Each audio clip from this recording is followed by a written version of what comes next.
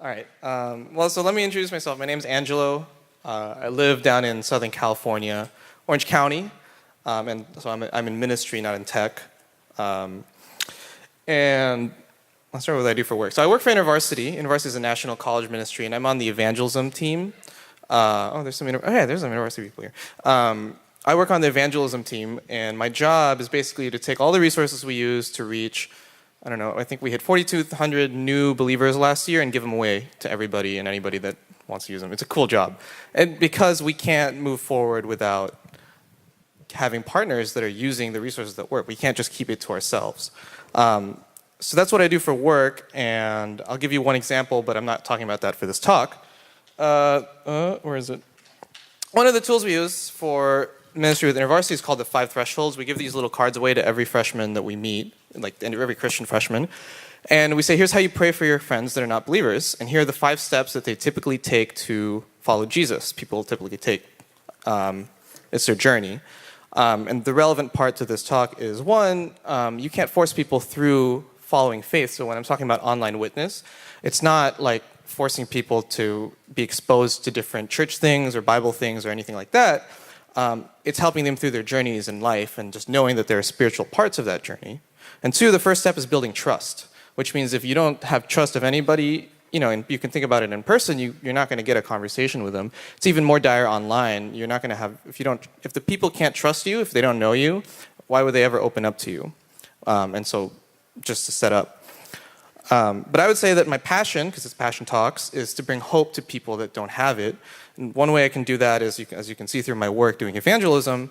But another way is actually through meeting people online, where we're meeting people that wouldn't otherwise have opportunities to hear that hope. So I'm imagining with the virtual VR church, the quadriplegic person, right? They would never be able. It's difficult for them to go to a physical church, but through VR they can have church there.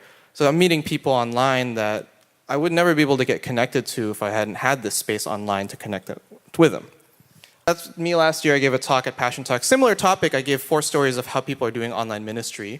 I think this story is way better. But underneath that, it's been a year, all right? Underneath that is me and my friend Emily. She's in my writers group. And I went to Madison, Wisconsin for a trip for InterVarsity, and she lived in the area. And I said, hey, let's meet up and hang out. And she's like, yeah, of course, why would we not? So we hung out. This was in July, and then next week, in less than a week, I'm going to New York with her and another one of our friends to just spend 4 days in New York and hang out, just to show kind of where the relationships are at. But I've been doing digital ministry in a kind for about 10 years now. I started playing video games, sometime in middle school, and some of the earliest friends I made then, one of those guys actually got me to my alma mater. I went to Illinois, and at the time of applying for college, I asked my gaming friends, hey, you guys are in college, some of you, give me some tips. And someone said, apply to Illinois. And I did, and I got in. It changed my life. The other story about that is I have these 9-year-old gaming friendships. We play games every night for about 9 years now. Thousands of hours of video games. It's really bad sometimes. But I'm actually seeing them the week after New York, by the way. Next week's a whole internet friends trip. But I put this dichotomy up to share that despite having done something like this for about 10 years, I always had this struggle. I can do good ministry, so I've had stories of just connecting to random people and saying, yeah, there's something wrong in your life. Do you want to help fixing it, or do you want prayer or something like that? And then they go away, and I don't ever get a chance to follow up or talk to them again. Or I could have really good daily friendships like my online gaming group, 9 years every day, thousands of hours, but the real ministry only happens maybe once a year when we meet up, or on the rare occasion when someone's having a really bad night. Otherwise, it's all pretty compartmentalized. And for years and years, all through college, I struggled with, okay, how do you do both? How can you have people online that are part of your everyday experience? Because all of us have, on our phones, people that we talk to online through Facebook Messenger, text, whatever. Those count. But that you actually minister to and take care of. And I'm really excited to share the story of, for once, I think I managed to find a people group that I can minister to and be part of my everyday while being wholly authentic. And I would say the secret maybe is I had to learn about who I am and kind of learn about what it took to get to that point. So let me give you all my slides are just pictures. More for me to remember. So I joined this group of writers about 9 months ago, and the reason was I just found, I don't know, sometimes you Google and you read just random articles. So I kind of followed a chain and I found a group of people that wrote just fiction, random short stories. And man, they wrote really touching things that moved me. And so I kept reading, and eventually I decided I needed to make an account to talk to you and tell you how much I love your work, because it's a disservice for you not to know how good this is. So I joined this group, and every day as I read, I started commenting and just telling them how much I liked their work, and I made a couple realizations about the people in this group. There's about a dozen. One is they're mostly women. I'm not.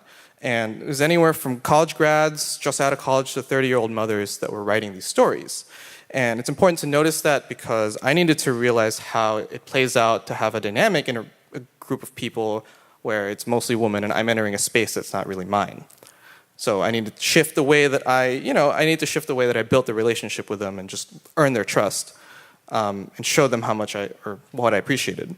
Two is this wasn't a space to be missional to the people. Normally you think of like going online doing missions, it's just you go and talk about Jesus and you share the gospel and then bam, missions. But actually the conversations needed to be around certain topics or they weren't going to happen just by the way the format of the websites or the forums we connected on worked. I needed to be one of them, and there was only one way to do that, and it's a writers group, so I had to start writing. And thankfully, because people knew me as kind of a positive person, the feedback I got was pretty positive, even though some of the quality was like, yeah, whatever. Right? People knew. It'd be nice. And the third, what I realized over a couple of months of reading these stories, I mean, I'm telling you, like 6 months of reading and not interacting with anyone, I realized, wow, I really care about these people. They're pouring their hearts into these stories, and they're sharing really important things about their life or processing about their life, and I really care for them. Oh my gosh. They were blowing up my phone just now when I told them I'm almost up. And my question to myself was, how do I bless you in this piece of your life? Because I get the piece of your life that is just when I comment on your stories. I'm not there with them every day. I don't see them for coffee. So I get one little slice with them. How do I bless them as much as I can in that little place? And I tried a few things that failed, just different kind of conversations, different kind of questions. And here's the kind of lesson that I had to figure out. That's not it. Yeah, that might be it. Whatever. I had to learn how to see the people that I wanted to minister to and that I wanted to share how much I cared for them and their work for.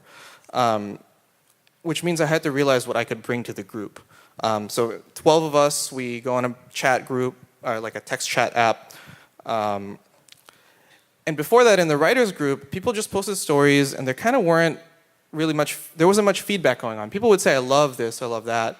But what I realized is there's something missing in the group, in the broader space of the group. Sorry, I'm being kind of unspecific because I have to be a little anonymous because I don't want to reveal anyone's identities and stuff. So we're part of this bigger website, and then there's this group of 12 that I kind of gathered together. And in the whole website, people weren't really that encouraging. I mean, people would hit like on the stories, but no one would say nice things. And so I realized there's a missing encouragement, there's missing positivity, and there's also missing space for people to share about the context behind a story. So if you post a story, it's probably based on something in your life as a writer, if any of you are creative writers. It means that if you're putting it out there, you want someone to ask. And so I realized, I think I should ask more about it. So where did that element come from? Have you had that experience? How was your day-to-day? Did you get your writing done? Because if you know writers, writing sucks. And what I did was I said, I made it my mission to bring hope to the community because they're facing all these other things in their everyday lives, but this is the one space they could be happy and positive. And so if there wasn't more of that to meet them, it'd just be a bad experience. And so I got to see myself, or had to see myself, as someone gifted enough at bringing hope to people, which was kind of a change for me because I just thought, oh, it's just some person that comments on their stories. No, actually, it was actually making an impact, and I had to realize that. So what did I do to actually build relationships? Some of it I can't quite share because it's a little specific or anonymous, but I just showed people that they could trust me as someone in the community. So I offered to call people when they're walking home in the middle of the night. I just offered writing help or feedback and said, hey, that's a good, great piece of work or great writing. I really like this, and just asked them to bounce ideas off me. And then I submitted my own work and said, hey, what do you think of this?